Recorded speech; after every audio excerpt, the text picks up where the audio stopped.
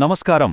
ఈరోజు మనం ఈ మూల గ్రంథాలలో ఉన్న ఒక చాలా ఆసక్తికరమైన భావనను విశ్లేషించబోతున్నాం. ఈ వివరణలో కేవలం 2 లేదా 3 వ్యక్తులు కలిసితే ఎంతటి గొప్ప పరివర్తన సాధ్యమవుతుందో, ఆ చిన్న సమూహాలకుండే అద్భుతమైన శక్తి ఏమిటో లోతుగా పరిశీలిద్దాం. ఇది నిజంగా మన ఆలోచనలను మార్చే ఒక గొప్ప ప్రయాణం కాబోతోంది. సాధారణంగా ఆధ్యాత్మిక జీవితం అనగానే మనకు వెంటనే గుర్తుకొచ్చేది భారీ బహిరంగ సభలు, వేలాది మంది గుమిగూడే కార్యక్రమాలు కదా.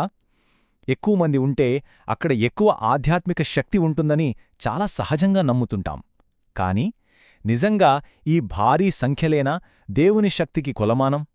ఇక్కడే ఈ మూల గ్రంథాలు మన ఆలోచన ధోరణిని పూర్తిగా మార్చేసే ఒక గొప్ప సత్యాన్ని తెరమీదకు తీసుకొస్తాయి. సరే, ఇప్పుడు ఈ అసలంశంలోకి లోతుగా వెళదాం. మత్తయి సువార్త 18:20లో నజరేయుడైన యేసు చెప్పిన ఒక అత్యంత శక్తివంతమైన మాటను పరిశీలిస్తే, 2 లేక 3 నా నామమున ఎక్కడ కూడియుందురో అక్కడ నేను వారి మధ్యన ఉందును. ఇక్కడ మనం గమనించాల్సిన ముఖ్యమైన విషయం ఒకటుంది. ఇది కేవలం చిన్న చిన్న ప్రార్థనా కూటాలకు ఇచ్చే ఒక సాధారణ ఓదార్పు వాక్యం మాత్రమే కాదు. గ్రంథాల ప్రకారం చూస్తే ఇది అక్షరలా పరలోకపు రాజ్యాంగంలోని అత్యంత శక్తివంతమైన నిబంధన.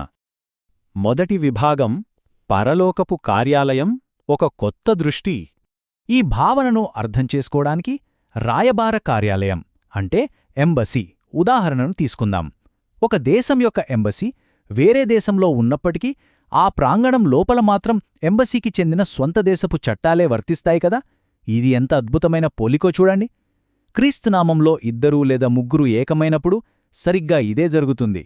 ఆ ప్రదేశంలో ఈ లోకపు నిరాశ, నిస్పృహల నియమాలన్నీ పూర్తిగా రద్దయిపోతాయి. అక్కడ కేవలం క్రీస్తు అధికారం మాత్రమే రాజ్యమేలుతుంది. ఈ ఉన్నతమైన ఆధ్యాత్మిక సత్యాన్ని మన రోజువారీ జీవితానికి ఎలా అన్వయించుకోవచ్చో చూద్దాం. ఉదాహరణకు, కట్టాల్సిన బిల్లులు భారంతో నిండిన ఒక సాధారణ వంటగది టేబుల్నే తీసుకోండి. ఆర్థిక ఆందోళనలతో సతమతమవుతున్న 2 వ్యక్తులు ఒక్కసారి అక్కడ ఏకీభవించి ప్రార్థించిన మరుక్షణం ఏమవుతుందో తెలుసా? ఆ అప్పుల కాగితాల మధ్య ఉన్న ఆ మామూలు వంటగది అకస్మాత్తుగా ఒక పవిత్ర భూమిగా, ఒక పవర్ఫుల్ ఎంబాసీగా మారిపోతుంది. అంటే ఆ పరలోకపు రాయబార కార్యాలయం ఏర్పడడానికి ఒక గొప్ప భవనమో లేదా పెద్ద చర్చిలాంటిదో ఏమీ అవసరం లేదు. కష్టాల్లో ఉన్న స్నేహితుడి కోసం ఒక కారులో కూర్చుని ప్రార్థించే 2 వ్యక్తుల ఏకీభావం కూడా ఆ చిన్న కారును తక్షణమే ఒక పవిత్ర స్థలంగా మార్చేస్తుంది. భౌతిక స్థలం ఏదైనా సరే ఆ వాతావరణం పూర్తిగా మార్పు చెందుతుంది. రెండవ విభాగం పరిష్కారం కంటే ముందు దొరికే బహుమానం.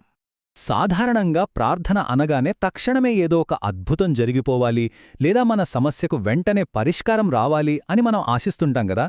కాని దైవిక వాస్తవం వేరుగా ఉంటుందని ఈ గ్రంథాలు చాలా స్పష్టంగా చెప్తున్నాయి.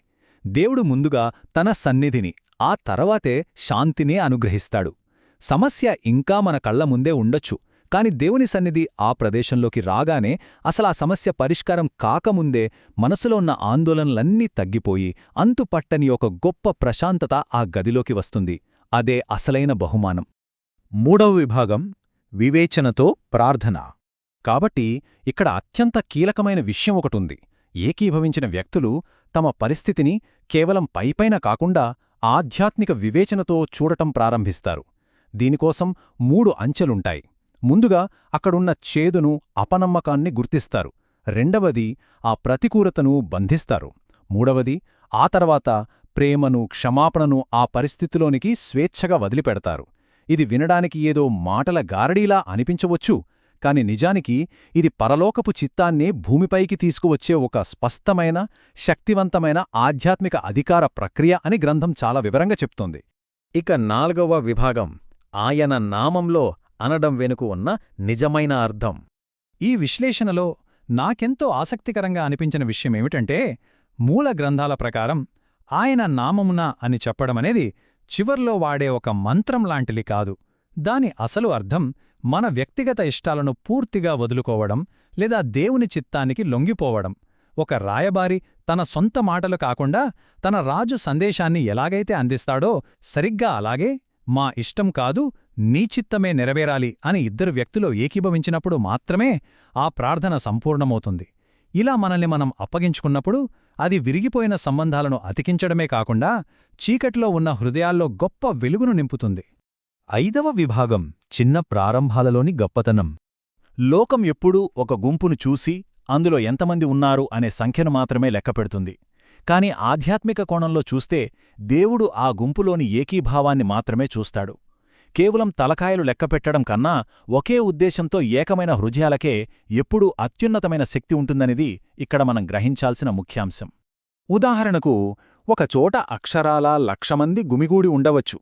కాని వారి మధ్య నిజమైన ఏకీభావం, ఒకే మనసు లేకపోతే అక్కడ దైవిక సన్నిధి ఏమాత్రం ఉండకపోవచ్చని ఈ విశ్లేషణ మనకు స్పష్టం చేస్తోంది. అంత పెద్ద జనం ఉన్నా సరే ఏకీభావం లోపిస్తే అది ఆధ్యాత్మికంగా అత్యంత బలహీనమైన సమూహంగానే మిగిలిపోతోంది. మరి దేనికి పూర్తిగా విరుద్ధంగా ఒక అద్భుతాన్నిప్పుడు చూద్దాం. ఒకే లక్ష్యంతో దైవిక చిత్తానికి లోబడి కేవలం ఇద్దరు, అవును, కేవలం ఇద్దరు వ్యక్తులు కలిస్తే చాలు. ఆ ఇద్దరూ ఏకమైతే పరలోకం నేరుగా ఆ చిన్న సమూహం మధ్యకు దిగివస్తుంది. ఇక్కడ సంఖ్య కాదు, హృదయాల కలయికే అసలైన అద్భుతాలను సృష్టిస్తుంది. ఈ మొత్తం ప్రయాణంలో మనం అర్థం చేసుకోవాల్సిన ఒక అద్భుతమైన, బలమైన సందేశమేమిటంటే ఎవరూ ఎప్పటికీ ఒంటరి కాదు. దైవిక ఉద్దేశంతో ఏకమైన ఒక చిన్న సమూహం నిజానికి ఒక అజేయమైన సైన్యంతో సమానం. అవును, ఒక చిన్న ఏకమైన ప్రార్థనా సమూహమే ఈ లోకాన్ని మార్చగల అత్యంత శక్తివంతమైన సాధనం అని ఈ గ్రంథాలు నొక్కి చెప్తున్నాయి. చివరగా మనందర్నీ ఆలోచింపచేసే ఒక లోతైన ప్రశ్నతో ఈ విశ్లేషణను ముగిద్దాం. ఏకమైన ఇద్దరు వ్యక్తుల హృదయాలు ఒక అజేయమైన సైన్యాన్ని సృష్టించగలిగితే రేపటి ఒక అద్భుతమైన మార్పు కోసం ఈరోజు ఎవరి చేయి పట్టుకుని ఆ ఏకీభావాన్ని మనం నిర్మించవచ్చో? ఖచ్చితంగా ఈ ఆలోచన మనందరికీ ఒక సరికొత్త ఆధ్యాత్మిక దృక్పథాన్ని ఇస్తుందని నమ్ముతున్నాను. మరో ఆసక్తికరమైన విశ్లేషణతో మళ్ళీ కలుద్దాం.